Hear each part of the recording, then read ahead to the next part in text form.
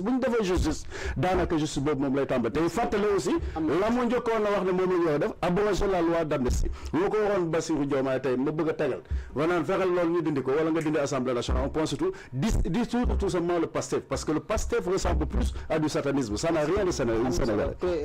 doyen ñëwal par rapport ak président ba assemblée nationale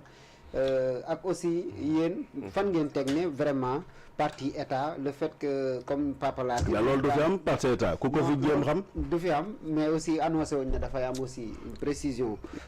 naka nga ku ko fi jéem wax xam rek la jàpp na ne siin waruñ faa sax mën a dem ndax xam nga parti dafa am muy parti état est-ce que vraiment itam démocratie tout simplement noonu la war a doxe non ñun waxuñu ni waru fa dem xam nga bu fekkee ni dafa yem ci mission Assemblée nationale du Sénégal ñun nous sommes des militants du non-alignement ay réew la ñu nga xam ne suñu doolee barewu ko matewu ko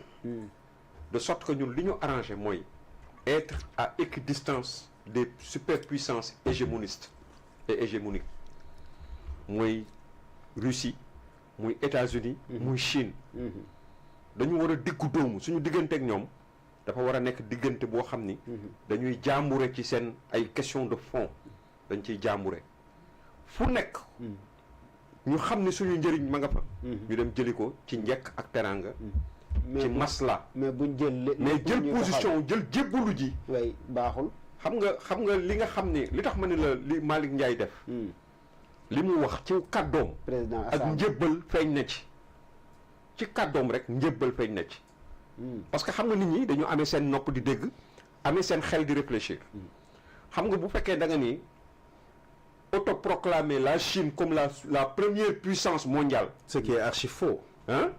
wane na ni yow am na foo teg Chine foo tegul États-Unis wala foo tegul ba pare attention nekk président Assemblée nationale ça c'est extrêmement grave. On n'a pas le droit de nous engager dans cela le seul responsable de la démocratie loolu am pour te dire que nit ñi politique la diplomatie c'est le président de la République xam nga boo toogee taxaw naan ci jamono ju ñu nekk nii nga taxaw américains yi ñi ngi fii Sénégal ñi ngi fi am représentation la ngay làkk ci wolof dañ ko xam nañ ko la ngay làkk ci tubaab xam nañ ko xam nañ fa nga leen féetale par rapport ak Chine gis nga Chine man maa gën a jekk ci Chine man mi nga xam ne man j'ai été formaté dans le maoïsme pur et dur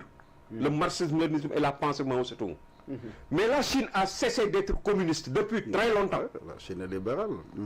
La Chine a une économie de marché, une économie libérale. En Chine, tout ce qui reste, les marxistes, ils assument leur comment dirais-je, la dictature du prolétariat. Ils ont assumé, ils ont clamé haut et fort que nous exerçons la dictature du prolétariat sur la bourgeoisie. C'est parce que jàpp nañ ni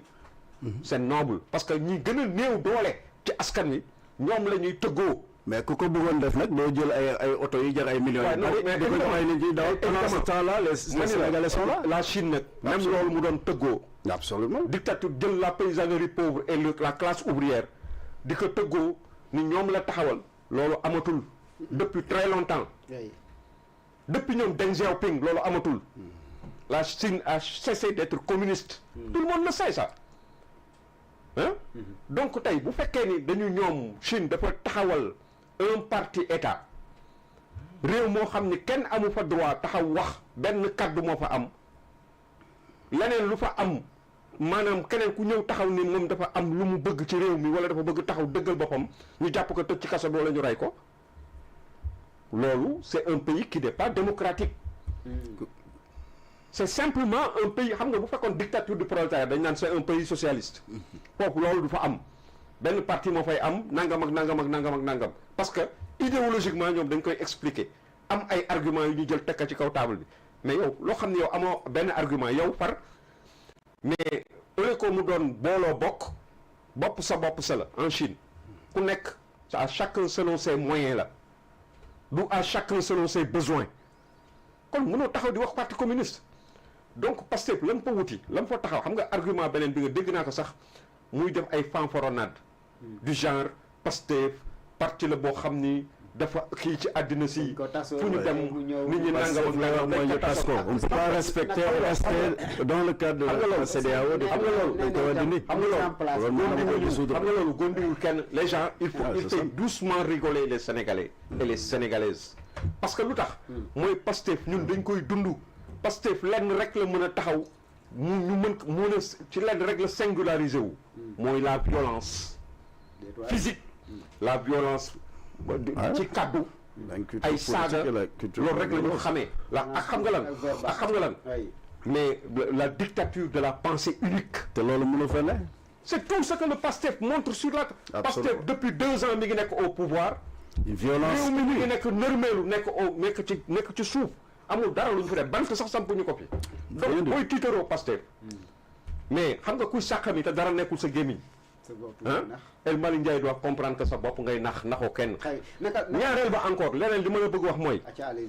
gis nga tey ñoom xam nga lan moo ko attiré ci Chine ba mu bëgg langaamu ci Chine ba di taxaw ni naan xam nga argument bi mu wax nii xam nga mi ngi disculpé wu en disant que en essayant de sëlëm sénégalais du genre nous n'avons pas amené le drapeau. C'est le drapeau a été conçu en Chine. Que le drapeau soit conçu en Chine par nous-mêmes. Il est le aussi le drapeau du parti communiste mi. Non, c'est un drapeau. saa yi ñu taxawee seen drapeau bi. léegi ñu jéem a teg segg bi ci kaw kay léegi ne leen loolu du sotti. le drapeau chinois et le drapeau du PCC xam nga nu mel. mi ngi mel ne tey ñun ni ñuy génnee drapeau Union africaine. ak drapeau Sénégal. mais ça c'est extrêmement grave. yaa ngi dégg bu ma doon président bu ñëw ma déclenché. mais xam nga moom génn assemblée nationale wala ma dissoudre. voilà xam nga moom lu mu def. il est parti ci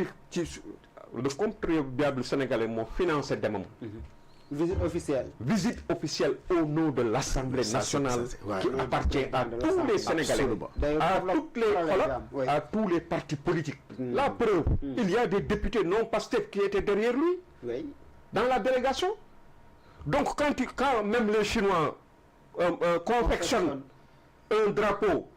de Pastef, Chinois yi dañu xam drapeau Pastef. yow ban importance la Pastef yow nga dem foofu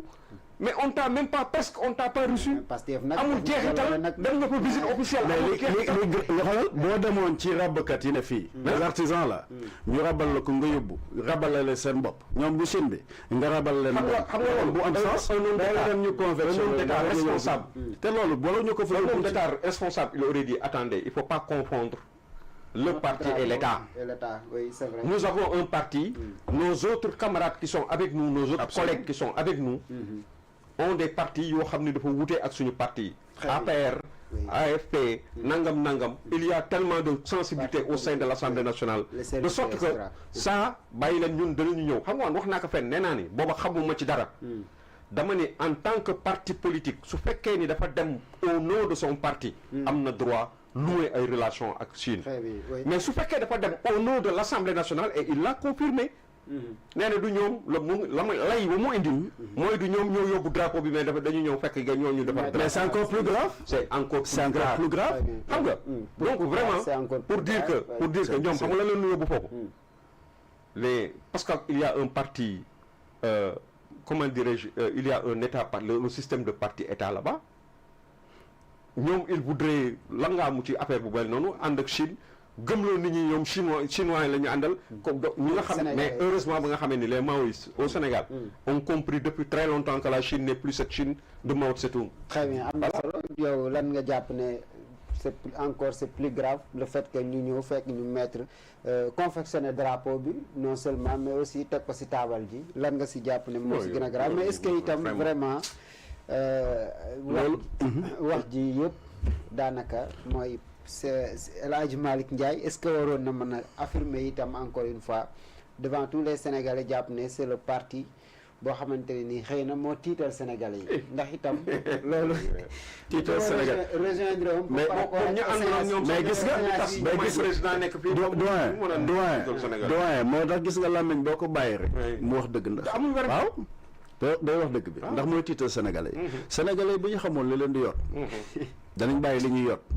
danañu xaaxasu set wecc ci ñoo xam ne xamuñu li ñu bokk xamuñu ci état l'inculture politique et la culture de la violence dañ ci génn parce que ce qui est plus violent que yow nga dem ba ñu confectionner man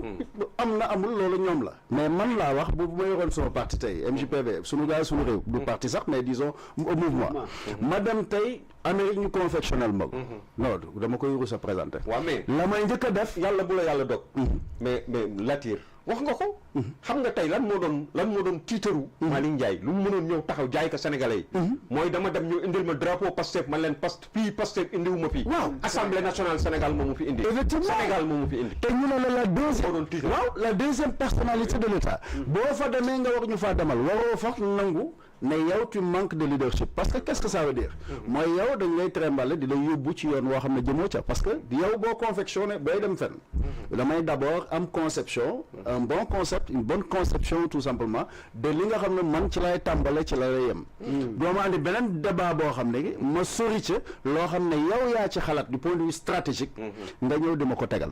parce que ça montre d'abord la dépendance mooy yow est-ce que ñoom xalaat nañ sax rabb ko dem boo demoon fii ci rabbkat yi ñu rabbal la ko te encore une fois nañ bàyyi loolu teg loolu ay caaxaan la segg boobu kenn du ko teg ci kaw gaynde bi nañ ko xotti sànni ko ci àll ba ñaanaa la man moo non bu ma yoroon kii bi dama koy dissoudre xam nga lu tax ce n'est même pas respecter la CEDEAO foofu bokk na ci décret boobu maa ngi dégg maître Kaba di ko wax ci décret bu Macky Sall defoon pour joxaat leen Pastef loolu erreur la Pastef dañ ko dissoudre devant nos institutions bàyyil ba ma ñëw rek dama ne xaaral dama ne dañ loolu ce n'est même pas respecter la CEDEAO ku dem foofu ca la ñu fa jóge anam ñu fa jóge quel que soit le cas de figure buñ ko dissoudre loolu Macky si c'était à refaire danaa ko ne loolu xëy na daf ñu koo bëgg a bàyyil nag pour sénégalais parce que ba muy wax des gens organisés gauche droite loolu dañ koy dindi ci réew bi ne serait-ce que ñu nawloo ñu ci réew mi c'est un point surtout mais ñaar ku doon dem ko mën a doon rawatina nag nga ne yow président assemblée nationale am na amul mais man tey bu ma noon président assemblée nationale jombale naa son bopp ma dem nga di ma confectionner lu mu mën a doon ma ñëw di ko présenter la ma fa yóbbu loolu moo ma fa yóbbu la ma fa mën a wax comme ni nga ko wax léegi doyen la nga war a tirer parce que c'est gens yoo xam ne comprendre ñu le mouvement même du monde boo gisee Donald Trump bu yëngalee waxuma la woon keroog na ne la Poutine du yëngu parce que en réalité sax li doon normal mooy Iran boobu aligné wu Russie aligné wu même la Chine aligné wu contre ces colons là yi nga xam ne du c'est la vérité ñoo xam ne fu suuf mën a nekk ba en 1884-85 ñoom ñooñu andi problème yi nga yëpp ñu ngi am fi mu toll di léegi comment faire nag pour réorganiser tout cela et surtout nag en quoi faisant pour que ñi nga xam ne am nañu puissance ci yenn yi ba nga xam ne dootu ñuy yegg sax ci conseil de la paix boobu ngay dégg xam nga mooy bureau peace boobu mooy piste boobu sa waay doon Trump di teg noonu loo xam ne les géants yi nga xam ne en réalité ñoom ñooy diriger mbir bi ñooy wax décision bi ñoom seen bopp naka lañ mën au moins di retrouver pour régler les problèmes dans tout cela ma ne la booy demee ba ay nit dañuy wax ay communistes yi dem ay Chine ak yu demee noonu te réewuñ ci ñoom lenn ndax chinois boo gisoon sëriñ bi ne la comme ñu mel noonu lu tax maanaam dañ non seulement nangoo teel a yeewu mais ñaar am discipline yar ak teggin gis nga chinois yi jóg di taal dëkk ne jóg leen ngeen taal ne dañuy gatsa waxi ñàkk teggin yooyu képp ku ko wax Chine doo fa fanaan parce que dëkk bu normal kenn du doxe noonu donc boo demee ci bërëb di fa roy da ngay roy la ñuy def ci lu baax ñoom bu ñu mënee def conception def un drapeau Sénégal nga fa yóbbu mais rabbkat yi ma gis boo leen joxoon coton bu ñu defar fii ñu am ko à suffisance mën nañ ko defar traité ko defal la ko boo xam ne non seulement waxuma sax suñu bopp mais ñoom buñ leen yóbbaalee ne serait-ce que loolu doon ab yóbbal bi ñu leen mën a jox wax ay sabador pour quelque chose à beaucoup à faire avec notre culture mais nit amul droit président de la République moom mooy définir la diplomatie au sens propre du terme un président de l'Assemblée nationale futur en fait deuxième personnalité de l'État amul sañ-sañu dem taxaw fële en tant que président de l'Assemblée nationale muy dem foofu dañuy wax ay parce que géopolitique bi fi ñu toll réew mi fi mu toll dafa am lu mu laaj képp koo xam ne jóg nga bëgg ne man fii laa jëm na nga assumer en amont et en aval en fait en amont et en aval tout ce qui se passe moo tax ma ne la dans ce contexte là j'aurais été Bassirou Diomaye waxuma s'aligner derrière mais je m'aligne tout simplement avec Donald Trump parce que da ngay xam ne xew ko gën ñaar xaaral ba rek xam nga c'est aussi la démocratie parce que la pensée unique tu la pensée mais bi ma ko waxee mooy faw nga mën a toog ci table bi mën a joxe sa avis. très bien ndax buñ dee nekk fële di werante nga naan nii ak kii dem na dafa dem Chine xëy na moo xam la mu fa épouser moom moo xam la ko bëgg a invité ci table moo tax la mu wax mais la nga xam ne nag première place et une place de choix la ko mën a jox tey fii contexte bi toll kooku d'abord c'est Donald Trump noonu la tudd pour dire les choses telles qu'elles sont waxuma nga nekk ci comme on dit comme li nga waxee jébbalu déedéet jébbalu mooy nga dem ñu defal la drapeau nga yenu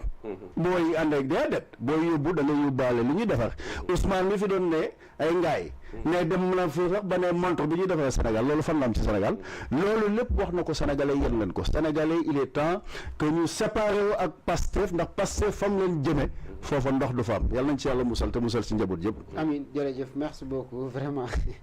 am na solo kon ñu avancé. doyen par rapport ak man dama am kersa sax ma gisee loolu. am na solo ñu ñëw directement si côté justice bi ba tey est-ce que.